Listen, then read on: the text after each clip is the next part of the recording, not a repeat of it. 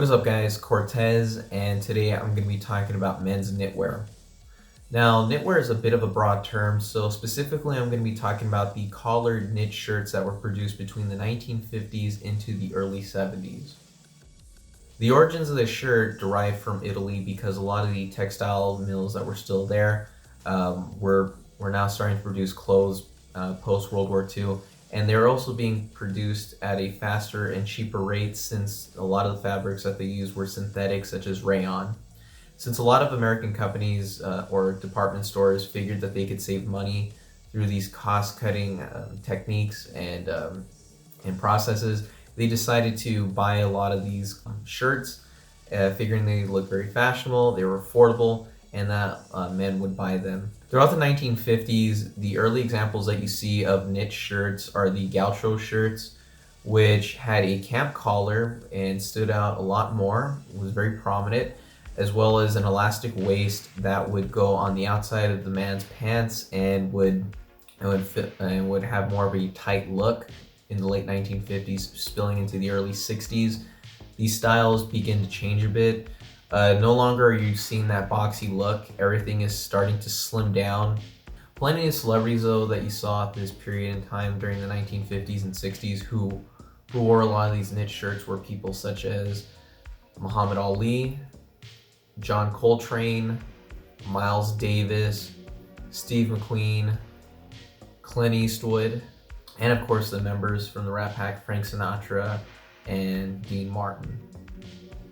This shirt became very popular because of its sporty look. In a lot of cases, it was very comfortable for a lot of men. It was good for golfing. It was also good for tennis, and it was very well received for its casual style. Hence why it became very mainstream here in the United States. At this period in time, though, as we go further into the 60s, the camp collar look is now starting to go away, and now men are starting to button the shirt all the way up or leave the top button unbuttoned. At this time too, as the fashion is evolving, no longer are the pants becoming very high-waisted. In fact, now you're starting to see the pants becoming slim, and pleats are starting to go away as well, so now it's just a single straight leg pant. Footwear was also the same case, as saddle shoes and the two-tone spectator shoes are starting to fade away from popularity. You're beginning to see more shoes such as the loafer or Chelsea boot become prominent with these outfits, since they have more of that slim look and they aren't as bulky. A helping hand in this style change too would have been the coming of the Beatles and the British invasion of the 1960s, where the mod outfit was now becoming popular, and of course the mods bringing in more tailored style clothing, slimmer looks such as skinny ties, skinny lapels, and of course skinnier pants as well. By the time the 1970s roll around, the knit shirt is really becoming at its low point, and if you look at the shirts from a modern perspective, they aren't very flattering to look at. They're in earth tones such as greens, browns, dark oranges, sometimes yellows. They're not that great. The collars are very big and they have that goofy 70s look that you always see. At this time too, they were styling them with the bell-bottom pants or the unflattering pattern pants that you also see a lot from vintage golf catalogs. By the time the decade finishes up, the style's completely dead and it's not as popular as it once was. On film, the shirt can be seen in plenty of movies.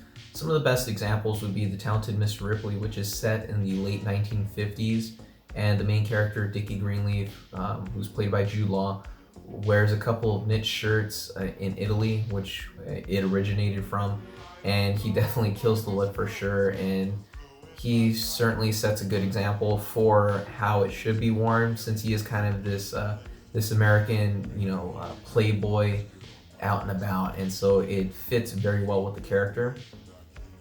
Second one that's also good to watch too is Goodfellas, one of my favorite gangster flicks. The character Henry Hill wears a couple of knit shirts in the early 60s when he's younger, and obviously it fits the period well. And this is when you start to see the shirt evolve into the full button-ups as opposed to the camp collar.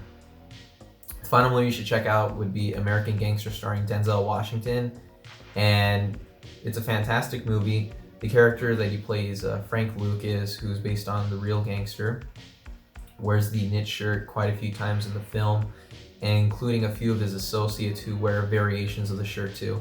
And since it's set in the late 60s and early 70s, you're gonna see the shirt and how it was worn at that period of time as well.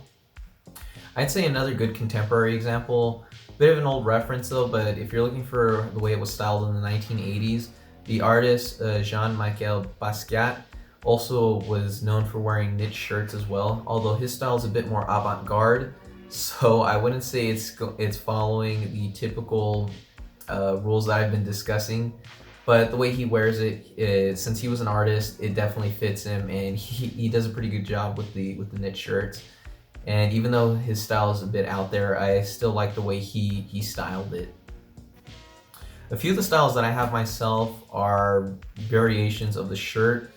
This one that I'm wearing is a short sleeve button-up, full button-up, and I'll typically wear it either with chinos or jeans.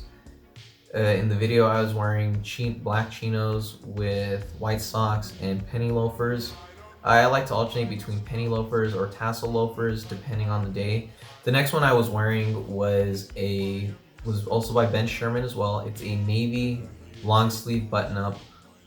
It's another one of my favorite Ben Sherman shirts. Came out this season, and I usually pair that with jeans, sometimes chinos.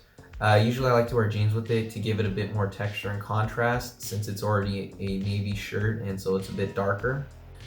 Shoes, I'll typically wear penny loafers with it just to give it more of a minimalist look. Third one I'm wearing is a blue pullover shirt. This one I wear with jeans all the time. I usually don't like to wear chinos with it, and the reason why is because since it's a pullover, it's very minimalist as it is, and because of that, I like to throw in jeans for extra texture in there just to help it stick out a bit more and not give it an older look. I kind of want to give it more of a younger look. The final shirt that I have is a brown vintage long sleeve pullover. This one I got from my dad, which belonged to his brother, and this was one of the vintage shirts that he wore. If I had to guess on what period in time it's from, I'm gonna say it's from the late 60s, just because of the color scheme that it has. It's a brown and tan color. The pattern I couldn't really describe. It's not a houndstooth as it appears. This one I also wear with jeans too, just because since it's that late 60s style, I don't want to wear it with bell bottoms, but I'll wear it with regular jeans and pair it with some nice loafers, and it ties the look together. Generally though, with these shirts, you want to be wearing clothing that's tailored to your body. You don't have to go out and see a tailor, but it's always good to know your measurements so that way the clothing is fitting right and you kind of feel like it's a second layer of skin almost. When it comes to pants, definitely go with ones that are going to either be regular legged or slim leg. Don't go with the skinny leg, because skinny jeans or skinny pants on guys just look horrible. Don't go with the boot cut either, or wide leg pants, because it also throws off the proportions, and so you really want to have the clothes fit together well. For shoes, I usually like to go with Chelsea boots since they're slim already.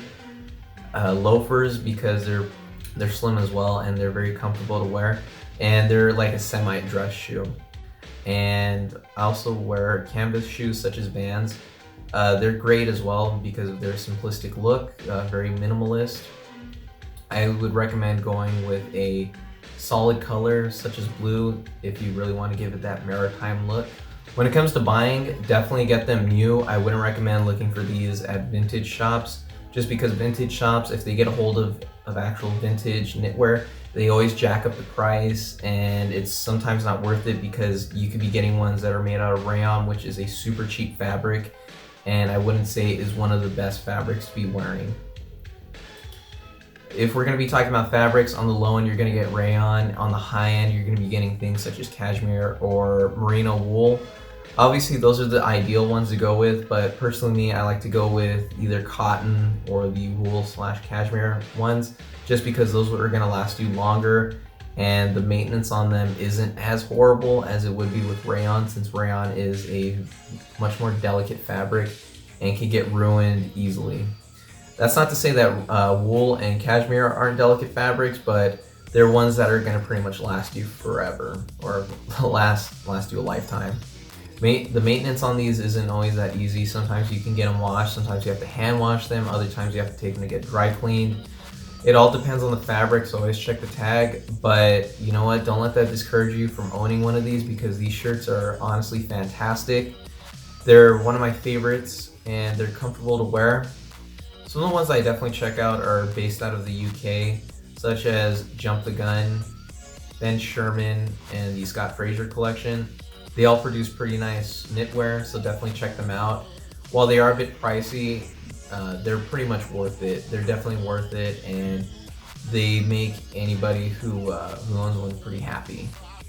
Overall, definitely get your hands on one, guys. They're great shirts, and they're pretty much perfect from spring all the way into the fall. Thanks for watching, guys. Like, share, and subscribe for more. Watch ᴅᴇᴀ on YouTube.com.